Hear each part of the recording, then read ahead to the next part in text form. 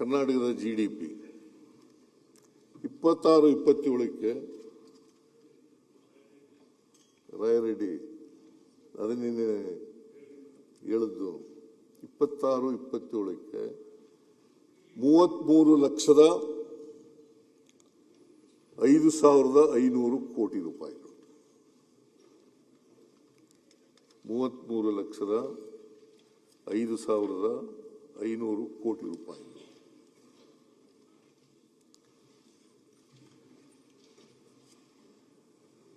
ನಮ್ಮದು GDP growth ಎಷ್ಟಾಗಿದೆ ಅಂತಂದ್ರೆ, ಕರ್ನಾಟಕದ GDP ಗ್ರೋತ್ 8.1,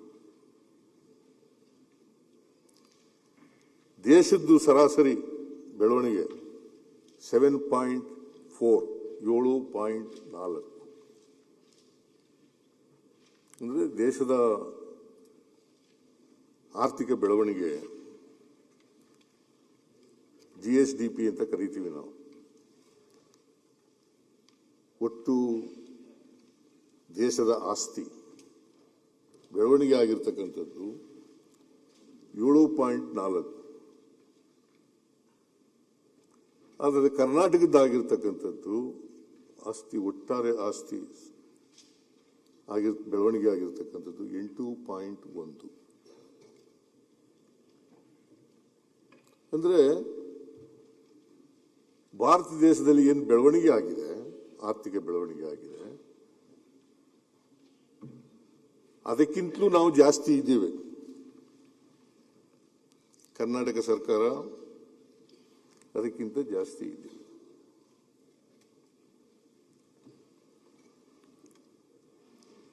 ಆಮೇಲೆ ಮುಂದೆ ಹೋಗಿ ನಾವು ಫಿಸ್ಕಲ್ ರೆಸ್ಪಾನ್ಸಿಬಿಲಿಟಿ ಆಕ್ಟ್ ಅನ್ನ 2002ನೇ ಇಸ್ವಿನಲ್ಲಿ ಮಾಡಿಕೊಂಡು, ಫಿಸ್ಕಲ್ ರೆಸ್ಪಾನ್ಸಿಬಿಲಿಟಿ ಆಕ್ಟ್ 2002 ಆಗ ಮಾಡ್ಕೊಂಡು ಆರ್ಥಿಕ ಶಿಸ್ತನ್ನು ತರಬೇಕು. ಆರ್ಥಿಕ ಶಿಸ್ತನ್ನು ತರಬೇಕಾದ್ರೆ ಏನೇನೆಲ್ಲ ಮಾನದಂಡಗಳು ಇರಬೇಕು, ಏನೆಲ್ಲ ಮಾನದಂಡಗಳು ಇರಬೇಕು. ಫಿಸ್ಕಲ್ ರೆಸ್ಪಾನ್ಸಿಬಿಲಿಟಿ ಆಕ್ಟ್ 2002 ಪ್ರಕಾರ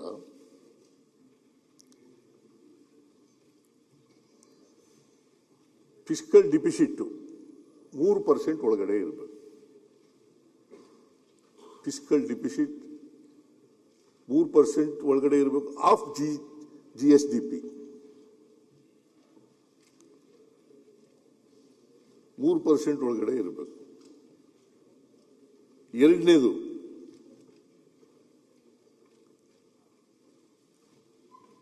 ಟೋಟಲ್ ಲಯಬಿಲಿಟಿ ಅಂದರೆ ಸಾಲ, ರಾಜ್ಯದ ಮೇಲೆ ಇರ್ತಕ್ಕಂಥ ಸಾಲ, total liability shall not exceed 25% of the GDP. Shall not exceed 25% of the GDP. 25% ಒಳಗಡೆ ಇರಬೇಕು. ಇವೆರಡೂ ಮಾನದಂಡಗಳನ್ನು ನಾವು ಪೂರೈಸಿದ್ದೇವೆ.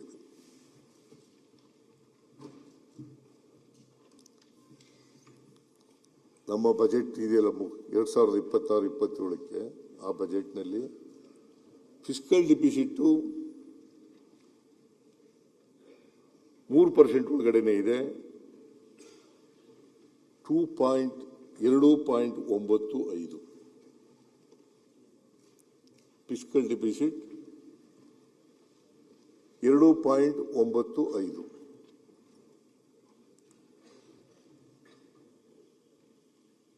ಮತ್ತೆ ಸಾಲ, ಟೋಟಲ್ ಲಿಯಾಬಿಲಿಟಿ, ಫಿಸ್ಕಲ್ ರೆಸ್ಪಾನ್ಸಿಬಿಲಿಟಿ GDPಯ 25% ಒಳಗಡೆನೇ ಇರಬೇಕು. 25% ಒಳಗಡೆನೇ ಇರಬೇಕು. ನಮ್ಮದು ಸಾಲ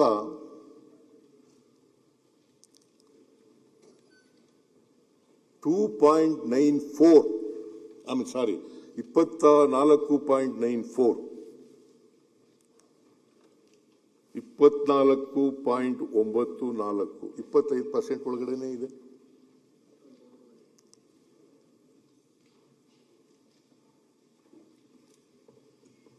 ನಾವು ಈ ಮಾನದಂಡಗಳನ್ನ ಮೀರಿ ಹೋಗೇ ಇಲ್ಲ, ಮಾನದಂಡಗಳ ಒಳಗಡೆನೆ ಇದ್ದೀವಿ. ಆದರೆ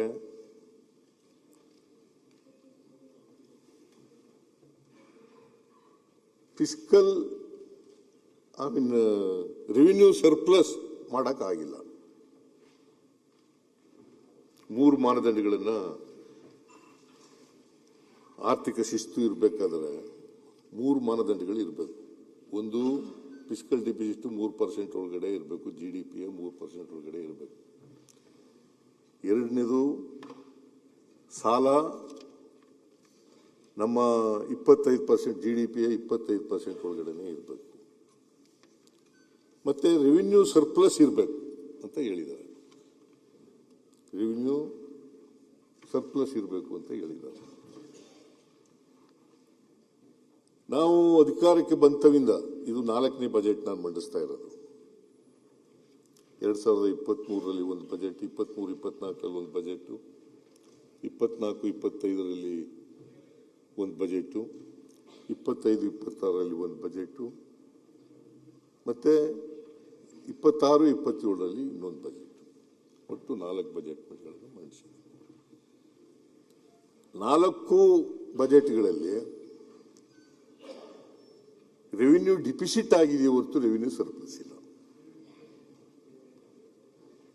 ಇದಕ್ಕೆ ಕಾರಣ ನಾನು ಬರ್ತೀನಿ ನಾನು ಆಮೇಲೆ, ಯಾಕೆ ನಾವು ರೆವಿನ್ಯೂ ಡಿಫಿಸಿಟ್ ಆದೋ ಅನ್ನೋದಕ್ಕೆ ಕಾರಣಗಳಿದ್ದಾವೆ. ಆ ಕಾರಣಗಳಿಗೆ ಬರ್ತೀನಿ ನಾನು. ಯಾಕಂದ್ರೆ ಇದು ಮೂಲಭೂತವಾದಂತಹ ವಿಚಾರಗಳನ್ನ ಮಾನ್ಯ ಎಲ್ಲ ಸದಸ್ಯರಿಗೆ ಸದನದ ಗಮನಕ್ಕೆ ತರ್ತಕ್ಕಂಥ ಪ್ರಯತ್ನವನ್ನು ಮಾಡ್ತಾ ಇದ್ದೆ. ಯಾಕಂದ್ರೆ ವಿರೋಧ ಪಕ್ಷದ ನಾಯಕರು ಸಾಲ ಮಾಡಿಬಿಟ್ಟಿದ್ದಾರೆ ಅಂತ ಹೇಳ್ತಾರೆ. ಆಕ್ಸಿಜನ್ ಮೇಲೆ ನಿಂತಿದೆ ಈ ಸರ್ಕಾರ, ಸಾಲದ ಆಕ್ಸಿಜನ್ ಮೇಲೆ ನಿಂತಿದೆ ಸಾಲ.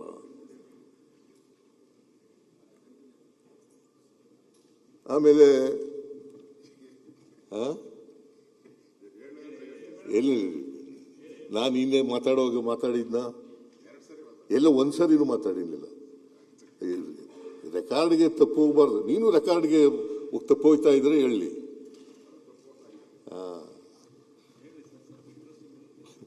ಇಂಟ್ರೆಸ್ಟಿಂಗ್ ಏನು ಬೇಡ, ನಾವು ಹೇಳೋದೇ ಇಂಟ್ರೆಸ್ಟಿಂಗು, ನೀವು ಕೇಳೋದೇ ಇಂಟ್ರೆಸ್ಟಿಂಗು.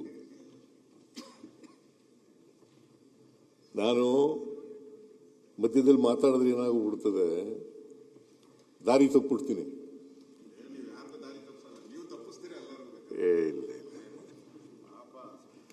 ಪಕ್ಕದಲ್ಲೆಲ್ಲ ಇರೋರೆಲ್ಲ ಪಾಪ ದಾರಿ ತಪ್ಪಿಟ್ಟು ಕಾಣೆ ಆಗ್ಬಿಟ್ಟಿದ್ದಾರೆ. ಅವರು ಎಲ್ಲಿ ಹೋಗಿದ್ದಾರೆ, ಎಲ್ಲಿ ಹುಡುಕ್ಬೇಕು, ಅವ್ರನ್ನೆಲ್ಲ ಬ್ಯಾಟ್ರಿ ಹಾಕೊಂಡು ಹುಡುಕ್ಬೇಕು, ಆ ಸ್ಥಿತಿಗೆ ತಂದಿದ್ದೀರಾ. ನಿನಗೆ ದಾರಿ ತಪ್ಪಿಸಿದ್ದೀನೇನಪ್ಪ, ನನ್ನ ಸ್ನೇಹಿತ ಅಂತ ಹೇಳಿದಿರಲ್ಲ, ತಪ್ಪಿಸಿಲ್ಲ. ನಿನಗೆ ದಾರಿ ತಪ್ಪಿಸೋ ಪ್ರಶ್ನೆನೇ ಇಲ್ಲ. ವಿರೋಧ ಪಕ್ಷದ ಯಾರಿಗಾರು ದಾರಿ ತಪ್ಪಿಸಿದ್ದೀನೇನ್ರಿ? ಯಾರಿಗಾರು ದಾರಿ ತಪ್ಪಿಸಿದ್ದೀನಿ? ಅಲ್ಲ, ಯಾರನ್ನ ತಪ್ಪಿಸ್ಬೇಕು ಅವ್ರನ್ನ ತಪ್ಪಿಸಿದ್ರೆ, ಯಾರಿಗೂ ತಪ್ಪಿಸಲ್ಲ. ಯಾರನ್ನ ತಪ್ಪಿಸ್ಬೇಕು ಅವ್ರು ಅಧ್ಯಕ್ಷರೇ, ದಾರಿ ಕಾಣದಾಗಿದೆ ಅಂತ ಹೇಳ್ಬಿಟ್ಟು ರಾಘವೇಂದ್ರ ದೇವಸ್ಥಾನಗಳು ಸುತ್ತಾವ್ರೆ ಎಲ್ಲ ಕಡೆ ಹೋಗಿ. ಅದೇನಾದ್ರು ಆಗಿದ್ರೆ ಮಾನ್ಯ ವಿರೋಧ ಪಕ್ಷದ ನಾಯಕರು ಬೇರೆ ಯಾರಿಂದೋ ದಾರಿ ತಪ್ಪಿಬಿಟ್ಟಿದ್ದಾರೆ.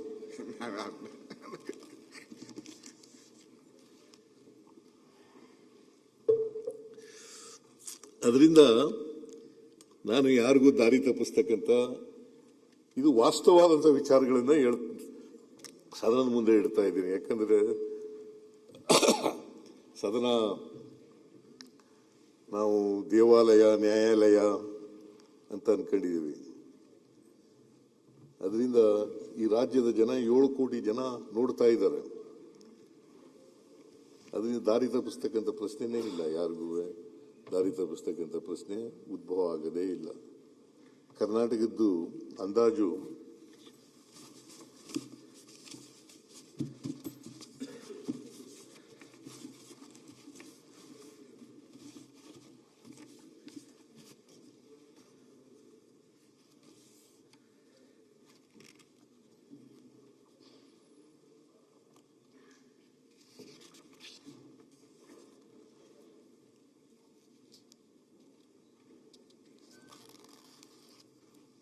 ಅದರಿಂದ ನಾವು ಏನು ಫಿಸ್ಕಲ್ ರೆಸ್ಪಾನ್ಸಿಬಿಲಿಟಿ ಆಕ್ಟ್ ಅದೇನು ಮಾರ್ಗಸೂಚಿಗಳನ್ನು ಹೇಳ್ತದೆ, ಮಾನದಂಡಗಳನ್ನು ಹೇಳ್ತದೆ, ಆ ಮಾನದಂಡಗಳ ಒಳಗಡೆನೆ ಇದ್ದೀವಿ. ಇವತ್ತಿನಿಂದಲ್ಲ, ನಾನು 94-95ರಲ್ಲಿ ಹಣಕಾಸಿನ ಮಂತ್ರಿ ಆದೆ. 94-95 ಅವತ್ತಿನಿಂದ ಇವತ್ತಿನವರೆಗೆ ನಾನು 17 ಬಜೆಟ್ ಮಂಡಿಸಿದ್ದೀನಿ. 17 ಬಜೆಟ್ಗಳಲ್ಲಿಯೂ ಕೂಡ ಸಾಧ್ಯವಾದ ಮಟ್ಟಿಗೆ ಫಿಸ್ಕಲ್ ಡಿಸಿಪ್ಲಿನ್ ಅನ್ನು ಮೇಂಟೈನ್ ಮಾಡ್ತಕ್ಕಂಥ ಪ್ರಯತ್ನವನ್ನು ಮಾಡಿದ್ದೀನಿ. ರಾಜ್ಯಕ್ಕೆ ಹೊರೆಯಾಗ್ತಕ್ಕಂಥ, ಜನರಿಗೆ ಹೊರೆಯಾಗ್ತಕ್ಕಂಥ ಬಜೆಟ್ ಅನ್ನು ಮಂಡಿಸಿಲ್ಲ.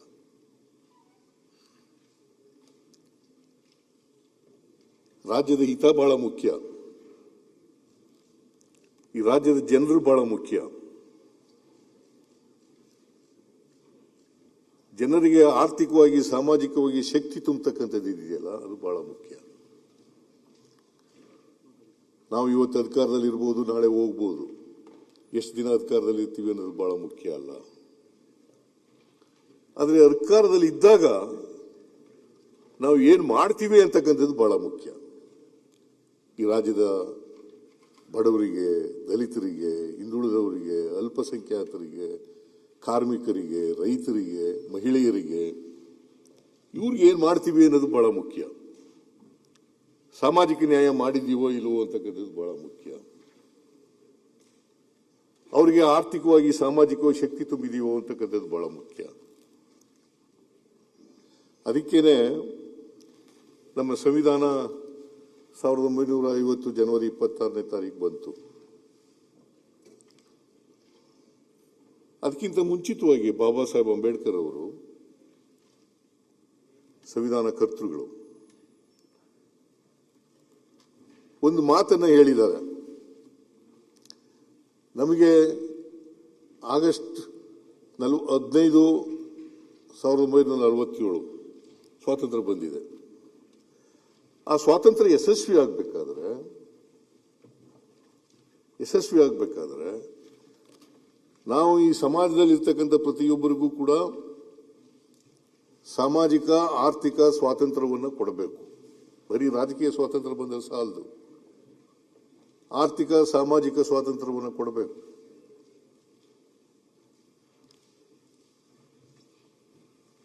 ರಾಜಕೀಯ ಸ್ವಾತಂತ್ರ್ಯ ಯಶಸ್ವಿ ಆಗಬೇಕಾದ್ರೆ ಪ್ರತಿಯೊಬ್ಬರೂ ಕೂಡ, ಎಲ್ಲ ಸಮಾಜದ ಎಲ್ಲ ಜಾತಿ ಜನ, ಧರ್ಮದ ಜನ, ಎಲ್ಲ ಜಾತಿ ಜನ, ಎಲ್ಲ ಭಾಷೆಯ ಜನ, ಎಲ್ರಿಗೂ ಕೂಡ ಸಾಮಾಜಿಕ, ಆರ್ಥಿಕ ಶಕ್ತಿಯನ್ನು ಕೊಡಬೇಕು. ಇದು ಬಹಳ ಮುಖ್ಯ ಅಂತಕ್ಕಂಥದ್ದನ್ನು ಬಾಬಾ ಸಾಹೇಬ್ ಅಂಬೇಡ್ಕರ್ ಅವರು, ಸಂವಿಧಾನ ಕರ್ತೃ, ಅವ್ರು ಹೇಳಿರ್ತಕ್ಕಂಥ ಮಾತುಗಳು. ಅವ್ರು ಇನ್ನೂ ಒಂದು ಹೆಜ್ಜೆ ಮುಂದೆ ಹೋಗಿ ಅಲ್ಲಿ ಹೇಳಿದ್ದಾರೆ ಅಂತಂದ್ರೆ, 1950 ಜನವರಿ 26ನೇ ತಾರೀಕು ನಮ್ಮ ಸಂವಿಧಾನ ಜಾರಿಗೆ ಬರ್ತದೆ.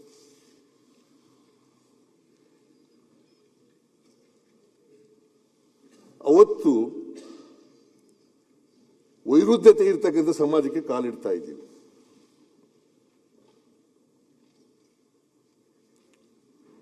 ಸಮಾಜದಲ್ಲಿ ಆರ್ಥಿಕ ಅಸಮಾನತೆ ಇದೆ, ಸಾಮಾಜಿಕ ಅಸಮಾನತೆ ಇದೆ, ರಾಜಕೀಯ ಅಸಮಾನತೆ ಇದೆ, ಶೈಕ್ಷಣಿಕ ಅಸಮಾನತೆ ಇದೆ. ಎಲ್ಲಿವರೆಗೆ ನಾವು ಈ ಅಸಮಾನತೆಯನ್ನು ತೊಲಗಿಸೋದಿಲ್ಲ, ಅಲ್ಲಿವರೆಗೆ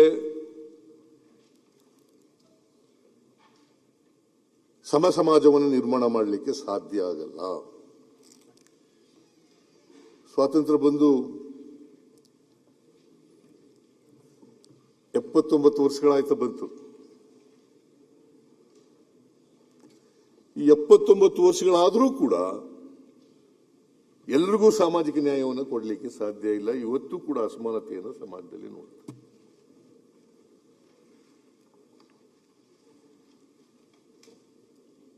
ಎಲ್ಲಿವರೆಗೆ ಈ ಅಸಮಾನತೆಯನ್ನು ಹೋಗಲಾಡಿಸಲ್ಲ, ಅಲ್ಲಿವರೆಗೆ ಸಮಾನತೆ ಸಮಾಜದಲ್ಲಿ ಬರಲಿಕ್ಕೆ ಸಾಧ್ಯ ಇಲ್ಲ.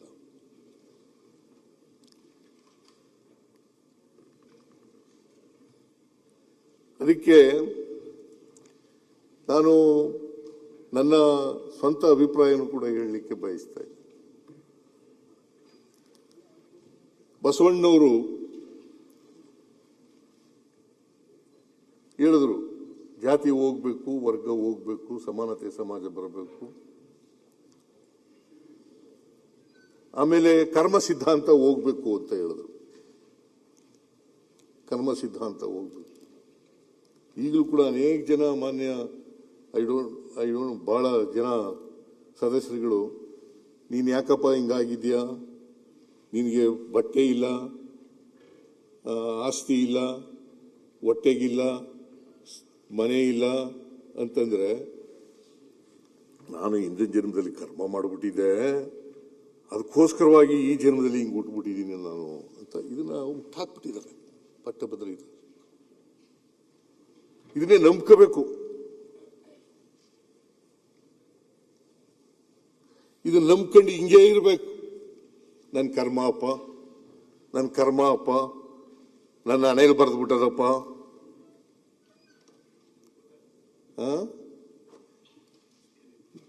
ನನ್ನ ಕರ್ಮ ನನ್ನ ಹಣೆಯಲ್ಲಿ ಬರೆದು ಬಿಟ್ಟದೆ. ಬಸವಣ್ಣ 850 ವರ್ಷಗಳ ಹಿಂದೆ ಕರ್ಮ ಸಿದ್ಧಾಂತವನ್ನು ತಿರಸ್ಕಾರ ಮಾಡಿದರು.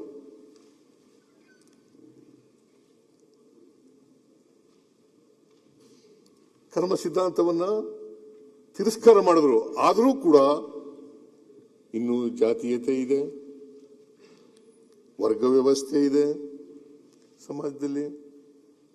ಬದಲಾವಣೆ ಆಗಿಲ್ಲ, ಸಮಾಜ ಬದಲಾವಣೆ ಆಗಿಲ್ಲ. ಇದನ್ನು ಇನ್ನೂ ಕಾಣ್ತಾ ಇದ್ದೀವಿ. 79 ವರ್ಷ ಆಯಿತು ಸ್ವಾತಂತ್ರ್ಯ ಬಂದು, 79 ವರ್ಷ.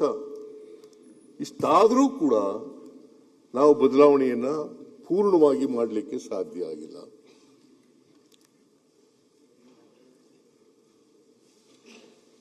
ಇದನ್ನ ಬಾಬಾ ಸಾಹೇಬ್ ಅಂಬೇಡ್ಕರ್ ಅವರು, ಅದಕ್ಕೆ ಬಸವಣ್ಣವರು ಇವನಾರವ ಇವನಾರವ ಇವನಾರವ ಎಂದೆನಿಸದಿರಯ್ಯ, ಇವ ನಮ್ಮವ ಇವ ನಮ್ಮವ ಇವ ನಮ್ಮವ ಎಂದೆನಿಸಯ್ಯ, ನಿನ್ನ ಮನೆಯ ಮಗನೆಂದೆನಿಸಯ್ಯ, ಕೂಡಲ ಸಂಗಮ ದೇವ. ಏನ್ರಿ ಅರವಿಂದ್ ಬೆಲ್ಲದ್ ಅಲ್ವಾ? ಅದು ಹೋಗಿದೆ ಜಾತಿ. ಇವನಾರವ ಇವನಾರವ ಇವನಾರವ ಅಂತ ಅನ್ನೋದೇ ಇನ್ನೂ ಉಳಿದಿದೆ. ಇವ ನಮ್ಮವ ಇವ ನಮ್ಮವ ಇವ ನಮ್ಮವ ಇವ ನಮ್ಮವ ಅನ್ನೋದು ಇನ್ನೂ ಬಂದಿಲ್ಲ.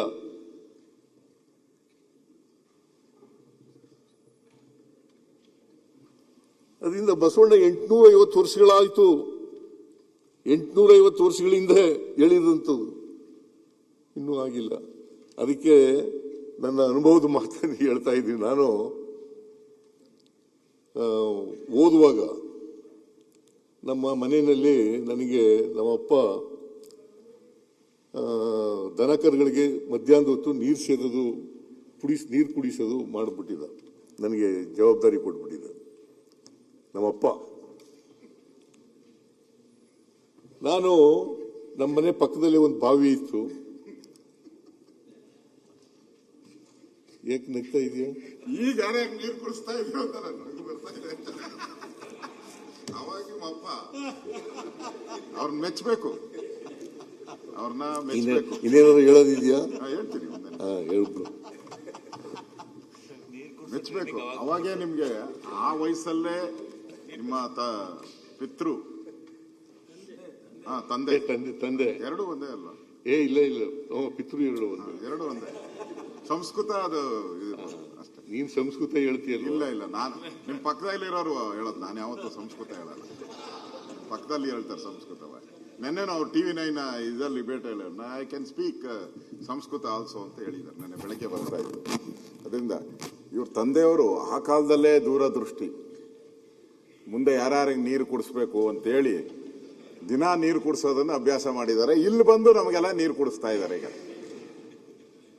ಯಾರ್ಯಾರು ಅವ್ರ ಹಿಂದೆ ಮುಂದೆ ಇದ್ದಾರೋ ಅವರೆಲ್ಲರಿಗೂ ನೀರು ಕುಡಿಸುವಂತ ಒಂದು ಇದಿದೆ.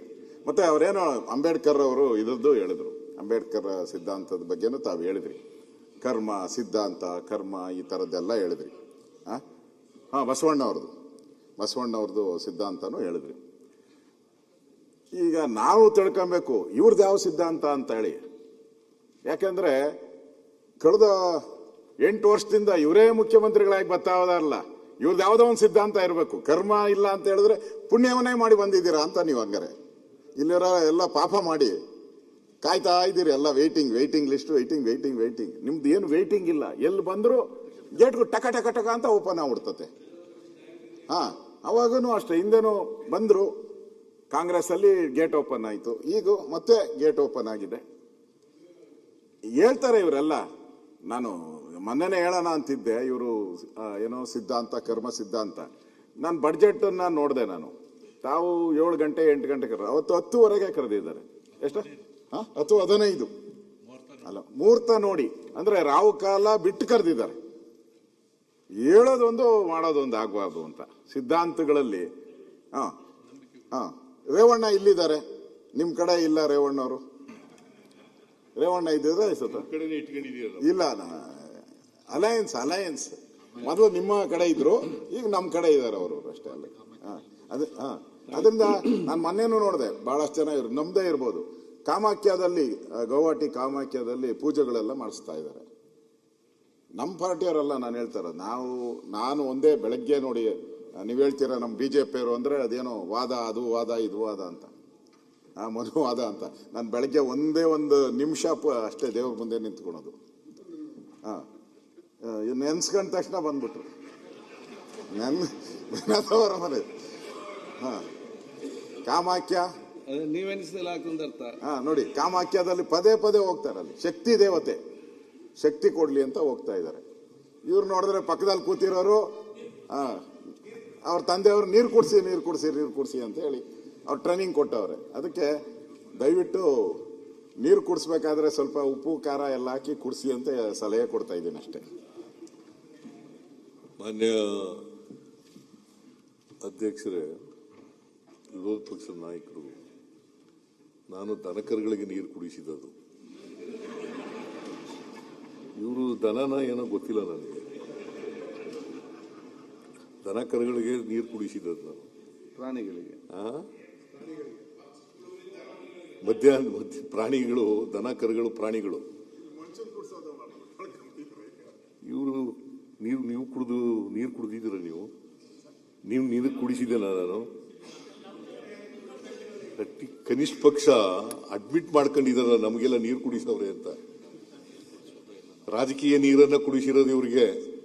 ನಾನು ಹೇಳಿದ್ದು ನಿಮ್ ಪಕ್ಕದವರಿಗೆ, ನಾನು ಹೇಳಿದ್ದು ನೀರು ಕುಡಿಸೋದು ಪಕ್ಕದಲ್ಲಿ ಅವರು, ನನ್ನ ಕೊಲೀಗ್ ಅವರು, ನಾವು ನೀರು ಕುಡಿಸಿದ್ದೀರಿ. ಅವ್ರು ಇರ್ಲಿ, ನಮ್ಮ ಪಕ್ಷದ ಬಗ್ಗೆ ಈಗ ನಮ್ಮ ಪಕ್ಷದಲ್ಲಿ ಏನೇನ್ ನಡೀತದೆ ಅನ್ನೋದ್ರ ಬಗ್ಗೆ ಮಾತಾಡೋದು ಪಕ್ಷ ಹೈಕಮಾಂಡ್ ಇದೆ ನಮ್ಗೆ, ಅವ್ರು ನೋಡ್ಕೊತಾರೆ.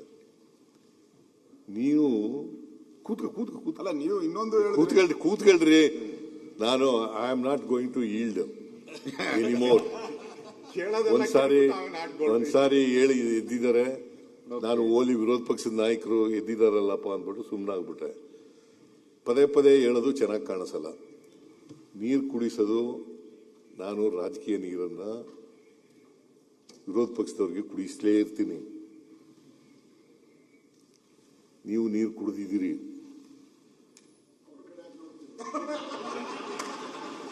ಅವ್ರ ಕಡೆ ಎಲ್ಲ ನಾನು ನೋಡಿದ್ದು ನಮ್ಮ ಮಿನಿಸ್ಟರ್ಗಳಿಗೆ ನೋಡ್ಕೊಂಡು ಹೇಳ್ತಾ ಇದ್ದೀನಿ ನಾನು. ಡಿ ಕೆ ಶಿವಕುಮಾರ್ ಒಬ್ಬರೇ ಅಲ್ಲ, ಪರಮೇಶ್ವರ್ ಇದ್ದಾರೆ, ಎಚ್ ಕೆ ಪಾಟೀಲ್ ಇದ್ದಾರೆ, ಮುನಿಯಪ್ಪ ಇದ್ದಾರೆ, ಅಲ್ಲಿ ನಮ್ಮ ಎಂ ಬಿ ಪಾಟೀಲ್ ಇದ್ದಾರೆ, ಮಾದೇವಪ್ಪ ಇದ್ದಾರೆ. ಅವನ್ನೆಲ್ಲ ನೋಡ್ಕೊಂಡು ಹೇಳ್ತಾ ಇದ್ದೀನಿ ನಾನು. ಮುನಿಯಪ್ಪ ಹೇಳ್ದೆ ಮುನಿಯಪ್ಪನವ್ರನ್ನ ಹೇಳಿದ್ದೀನಿ. ಇದೆಲ್ಲ ನೀವೆಲ್ಲ ನೋಡ್ರಿ, ನೀವು ಕಾಯ್ಕೊಂಡು ಏನೋ ಆಯ್ತು ನಿರಾಸೆ ಆಗುತ್ತಲ್ಲ, ಹಂಗಾಗಬಾರ್ದು. ನಿಮ್ಗೆ ನಿರಾಸೆ ಆಗಬಾರ್ದು. ಮಾನ್ಯ ಅಧ್ಯಕ್ಷರೇ, ನಾನು ಕತೆ ಹೇಳ್ತಿದ್ದದು ನೀರು ಕುಡಿಸೋದು, ಪ್ರಾಣಿಗಳಿಗೆ ದನಕರುಗಳಿಗೆ ನೀರು ಕುಡಿಸೋದು. ಪ್ರಾಣಿಗಳು ಅನ್ನೋದು ಬೇಡ, ದನಕರುಗಳು ನೀರು ಕುಡಿಸೋ ಕೆಲಸ ಮಾಡ್ತಿದ್ದೆ. ಆ ಬಾವಿನಲ್ಲಿ ನೀರು ಸೇರ್ಕೊಬಂದು ನೀರು ಕುಡಿಸ್ತಿದ್ದೆ. ಈ ಬಾವಿನಲ್ಲಿ ಈ ಗುಬ್ಬಚ್ಚಿಗಳೆಲ್ಲ ಸೇರ್ಕೊಂಡಿರೋವು ಬಾವಿನಲ್ಲಿ. ಗೂಡು ಕಟ್ಕೊಂಡು ಗುಬ್ಬಚ್ಚಿಗಳೆಲ್ಲ ನೀರ್ಕೊಂಡು. ನಿನ್ಗೆ ಅಶ್ವಥ್ ನಾರಾಯಣ ನಿಮ್ಗೆ ಗೊತ್ತಿದೆಯೋ ಗೊತ್ತಿಲ್ಲ, ಹಳ್ಳಿಯಿಂದ ಬಂದಿರೋದ? ರಾಮನಗರ. ಎಲ್ಲರೂ ರಿಲೇಷನ್ನೇ. ನಾವು ವಿಶ್ವಮಾನವದಲ್ಲಿ ನಂಬಿಕೆ ಇಟ್ಕೊಂಡಿರ್ತಕ್ಕಂಥವ್ರು. ಅದಕ್ಕೆ ಕುವೆಂಪು ಅವರು ಏನು ಹೇಳಿದ್ದಾರೆ, ವಿಶ್ವಮಾನವ ಥಿಯರಿ ಸಿದ್ಧಾಂತನ ಅವ್ರು ಹೇಳಿರೋದು.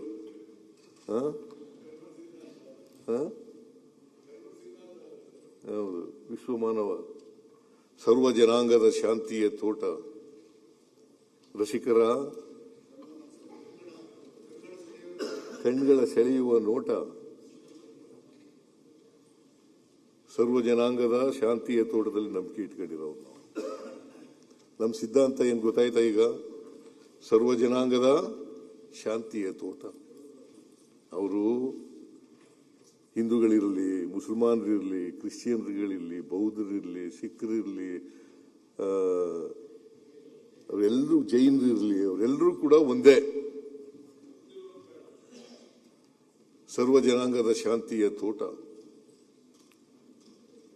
ಹೆಚ್ಚಿನ ವಿಡಿಯೋಗಳಿಗೆ ಪ್ರತಿಧ್ವನಿ ಯೂಟ್ಯೂಬ್ ಚಾನೆಲ್ ಸಬ್ಸ್ಕ್ರೈಬ್ ಮಾಡಿ, ಬೆಲ್ ಐಕಾನ್ ಕ್ಲಿಕ್ ಮಾಡಿ.